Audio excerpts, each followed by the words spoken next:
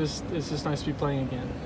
Through all the waiting, then all the work in the last 2 years, I really feel like I've gotten a little bit better over the last 2 years, and it was just fun to go out there and just have fun with it again. How tough was last year at Florida State, not just getting one PAT and just waiting to get back on the field? That was a great team to wait, on kicking for. So I had a good time, learned a lot about myself and my routine, and just really learned about my love for the game again. So just to get back and show all that again is such an unreal experience.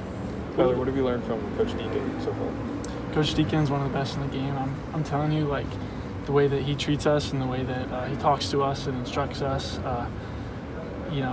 it's hard not to learn something from him every time you talk to him. But at the same time, he's just out there with us. He's our friend as much as he's our coach.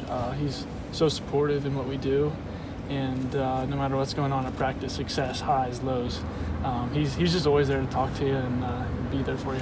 How cool is it to know that you're the first OU player to be the SEC Player of the Week in some category? I mean, is that something you're going to wear forever? To bring it back down, I was sent out for 3 kicks, and I'm never going to go into a kick thinking I'm going to miss. So I did what Coach sent me out there to do, but to be a part of OU history like that and to just kind of wear that for everybody past OU and future, like, it's really special. It's something that I never imagined would happen. But like I said, I mean, the guys really showed up on Saturday. They blocked their butts off for me, and we just had a really good game. Any nerves at all coming in? 80,000 fans kicking in the stadium. You probably visioned it coming into the stadium, but what was it like actually being on the field? You might not believe me, but I get more nervous watching kickers on TV than me when I'm kicking by myself. When it's me out there in a game, there's a certain calmness that comes through, and I like I said, I think it's just everybody practicing. I'm just so confident in everybody and confident in what I do, and I go out there and it's just like pure bliss. Watching people on TV kick, I'm like, man, what are they going to do? How's their operation? They've been practicing. What are they doing? But when it's us and when it's me, it's the best feeling in the world. Tyler, is there an advantage to having one guy who does kickoffs and the other one that does field goals?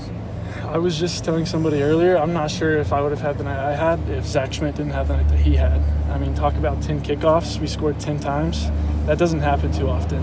Usually, once we get into the SEC play, a couple field goals a game, a couple touchdowns, those numbers are going to balance out. But in games like that, when you have 10 kickoffs, that's going to destroy anybody's leg, especially if you're doing both. So props to him.